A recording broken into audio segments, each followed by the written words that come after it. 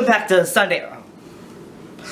back to Sunday Night Live. Here we are interviewing 3 people from Minneapolis: Cole, Peter, and Garvey. So stay tuned for an amazing interview.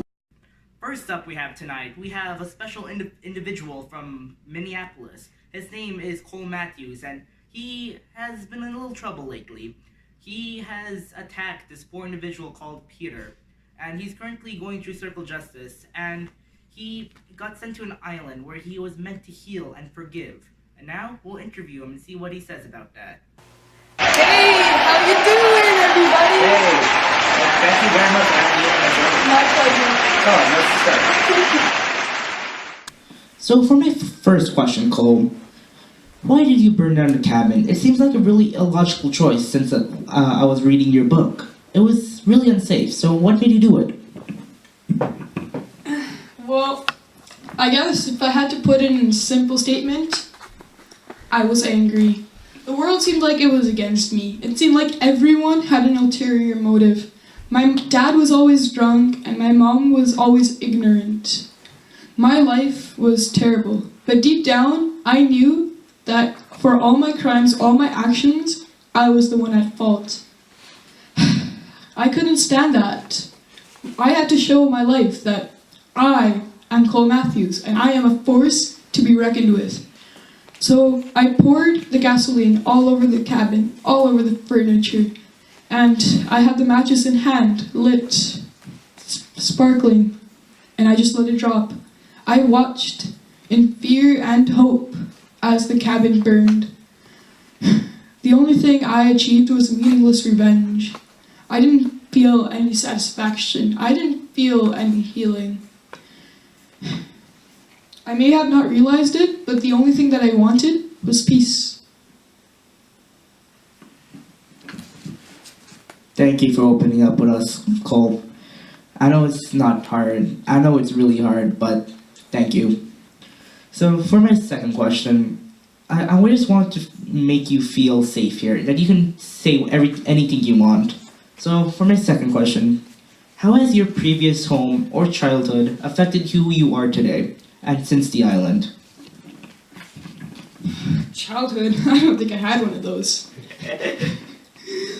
My home life was, in a word, terrible. I was neglected, abused, thrown out, yelled at. I couldn't stand my home life.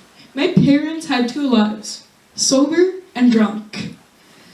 The alcohol took control of them, messed with their inner circle. Their imbalance was the result of my beatings. I hated my dad. His stress would become my stress. His rage channeled through the end of the belt. My mom was even worse. She didn't even care. She didn't even acknowledge my existence. She watched as my father would beat me, and she would just stand there. I guess I later learned that my dad's dad was also beating him, and violence was all he knew. Same with me, I guess. I beat Peter because violence was all I knew too. I guess in a way that made Peter my son, some twisted, angry way. My relationship with Peter continues to grow and blossom into one of the most remarkable experiences of my life. Thank you. I'm glad you shared that with me, Cole, and to the audience. And let me ask you my third question. And this might be a little bit complicated for you and for us as the audience. But what was the motive of attacking Peter? Like, what caused you to do it? I guess I didn't have a motive. I just did it. My anger grew a grip over my conscience. I channeled all my rage into my fists, punch after punch after punch. Violence was all I knew. Hatred was all I bore. Fear was the only virtue I pursued. I never meant to hurt Peter. I really feel as I should pay for all my crimes. Thank you. Thank you for saying that, Cole. Okay, so time for my fourth question. That kind of involves the third question. So how has your interactions between Peter improved since the island, as you guys had that little fight argument on the island? I thought I got that from your book. Yeah, finally, the happiest part about my interview. Peter and I have actually become really close friends. We work and understand each other. I need Peter just as much as he needs me. After battling it out on the island, he was ready to forgive and accept. We started our relationship anew. We were closer and happier. Everyone is part of a circle of life, and I think after that moment, Peter finally acknowledged that circle. Thanks. Thank you, Cole, for sharing that with us. That really inspired people out there. His book is called Touching Spirit Bear. It's really inspiring and taught me that life is a circle. And it's only $9.99 on Amazon. So, Yes, it is. Very good deal. Amazon. So I'll see you, Peter. Until next time. Been a pleasure. Thank you. Bye, everyone! And to my next guest is Peter Driscoll. And I'd like to invite him in the stage.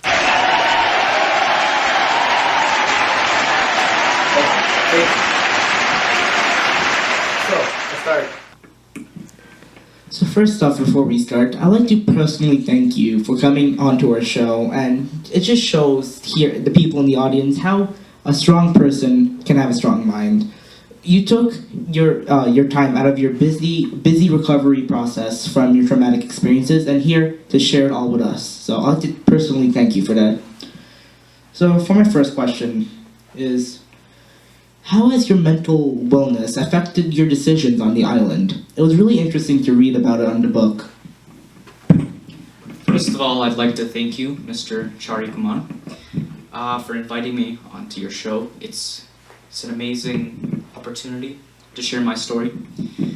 My mental health was such a complete issue while I was on the island, from my traumatic experience from when Cole smashed my head into the sidewalk to the day me and Cole had that fight on the island. I learned to forgive him while soothing the spirit bear. My mental health has improved greatly after that event. I feel much more happy with my life, and that anger I felt on the island is now gone. When I started arguing with Cole on the island, I wanted revenge for all what he did, for all what Cole has caused to me. This was motivated by my mental health. What caused me to trust Cole is when he gave me the Ela. This was a sign of trust and friendship, and now I understand that. Yes, it really makes sense. The Ela is a sign of friendship and trust, and when Cole gave it to you, he really meant it. So for my second question, I'd like to ask you, how did you learn to forgive, and how has it improved your life since the island? Learning to forgive was like lifting a huge weight off my shoulders. It was tough, but I overcame it. Having your head smashed onto a sidewalk and left to die, only to later forgive the person to do it, that seems impossible. Imagine someone left you to die and you had to forgive them later. It's tough.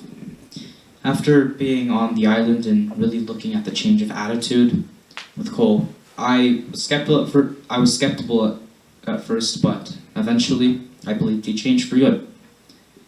Staying with him and creating the totems with Cole brought us closer, and then I forgave him for what he had done. Let's thank you for sharing that with the audience and with me. It's really hard to talk about this sensitive matter to an open public with two cameras focused at you, and I really like to thank you, and you're really brave for doing this. So for my third question, Peter, what did you feel when you were first asked to go to the island? What were your thoughts and your opinions? I was scared out of my mind, and my mental health wasn't helping either.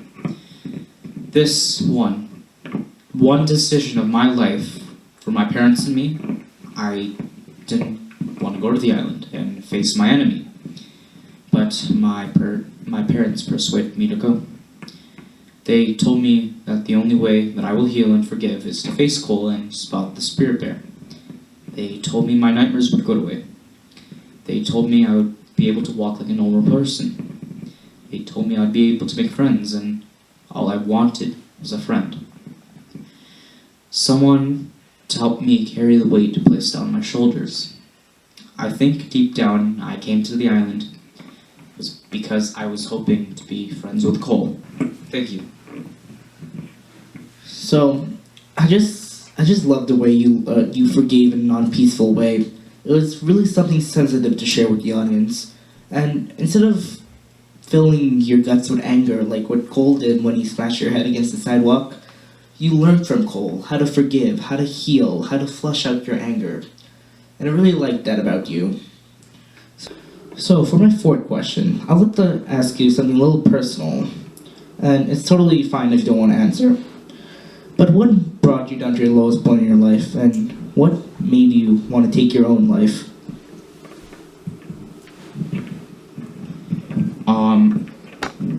I simply felt that I didn't have a place on the world. I felt useless. I guess the reason why Cole attacked me was maybe he thought I wouldn't do anything, but that wasn't the case. I simply felt like I didn't have a place in the world. Again, I felt useless. I didn't know what to do about it, so the only decision I had on my mind was to end it all. But you feel better now, right? Since your time in the island? Yeah, I do feel a lot better after going on the island. I do. Well, that concludes it for Peter, and I'd just like to say thank you for being on our show and sharing these really personal responses that you have. So, I'll show you out, and next here we have Garvey. Garvey was a probation officer sent for Cole, and he really saw what happened between Cole and Peter on the island, and he would shed some new light on stuff that both of them didn't say. So, I'll have you out, and thank you for being on our show. Thank you. Up next on Sunday Night Live, I'd like to introduce a probation officer, which was assigned to Cole, and he was also on the island where Cole and Peter had their little fight. So, I'd like to introduce Garvey onto the stage. Thank you. Hello. Pleasure to meet you, Garvey. And welcome to Sunday Night Live. Please take a seat. Let's start our interview. So, Garvey, is there any past experiences that affected the way you dealt with Peter and Cole? As a kid growing up, I wasn't really a good person. I was ignorant, mad, rebellious. I didn't care what people thought of me. I was much like Cole as growing up. I didn't really expect I would be the person who I am now. It's just, during growing up, nobody really cared. But after I went to the island, it all changed. Realizing that I'm a part of a circle of life, death, people, animals, everything. Realized that the world doesn't revolve around me, and that I needed to grow up. That was really deep, and it was really inspirational. So, for my second question, I'd like to ask you, why did you visit Cole so frequently in juvie? Was there any reasons behind it, or was Cole special? Cole, honestly, reminded me of myself when I was young. Just like Cole, I was angry, didn't really care. Knowing that I got back to who I am now, that I'm now a good person, tells me that I can help Cole, can improve his life, and that this path of anger, ignorance, is not a good one. It won't lead you far. Yeah, I think I understand that, as Cole has really changed since the island, and you've changed as well since you were young. So, for my third question, I'd like to ask you, has Cole really grown up and changed since the island, or is he just faking it in one of his con jobs? Honestly, since the first trip to this island to the second trip, he's changed a lot.